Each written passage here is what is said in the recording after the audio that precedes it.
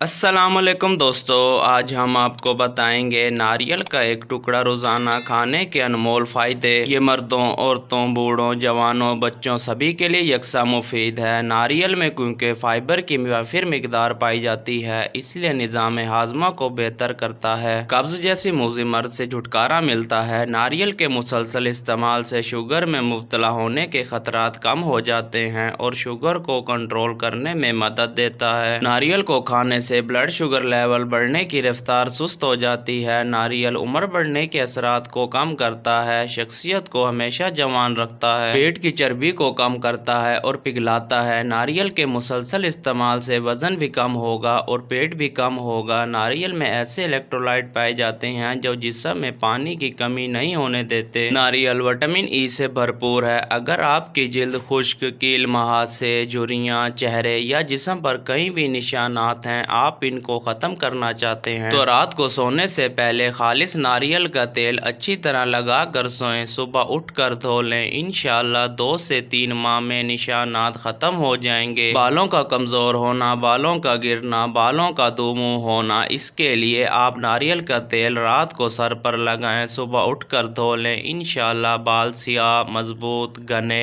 لمبے اور چمکدار ہوں گے۔ اگر آپ اپنے ناخنوں کو خوبصورت کرنا چاہتے ہیں تو ناریل کا تیل ناخنوں پر لگائیں۔ فالج، ریشہ، لکوہ جیسی بیماریوں میں اس کا استعمال بے حد مفید ہے۔ اگر حاملہ خواتین روزانہ 2 تولہ کے قریب ناریل کھائیں تو ان کے بچے خوبصورت اور تندرست پیدا ہوتے ہیں۔ ایسے افراد جن کے گردے کمزور ہوں، دماغی کمزوری، جنسی کمزوری ہو تو ایسے افراد ناریل ضرور کھائیں۔ ناریل کھانے سے ہڈیاں اور دانت مضبوط ہوتے ہیں۔ ہڈیوں کا بھربھرا پن یہ عموماً 40 سال کے بعد شروع ہو جاتا ہے، اس میں بھی بے حد مفید ہے۔ مقدار: آپ ایک ٹکڑا ناریل کا روزانہ نہار، منہ یا عصر کے وقت کھا سکتے ہیں۔ تقریباً 50 گرام کے قریب ناریل آپ کھائیں۔ فریش اور ڈرائی دونوں طرح استعمال کر سکتے ہیں۔ ایسے لوگ جن کو چاول ہضم نہیں ہوتے تو چاول کھانے کے بعد ناریل کا ٹکڑا کھائیں، چاول ہضم ہو جائیں گے۔ احتیاط: دمہ، ڈسٹ الرجی کے مریض ہیں تو ناریل کھانے سے اگر اضافہ ہوا ہے تو ناریل نہ کھائیں۔ ناریل کھانے کے فوراً بعد پانی نہیں پینا چاہیے۔ دوستو،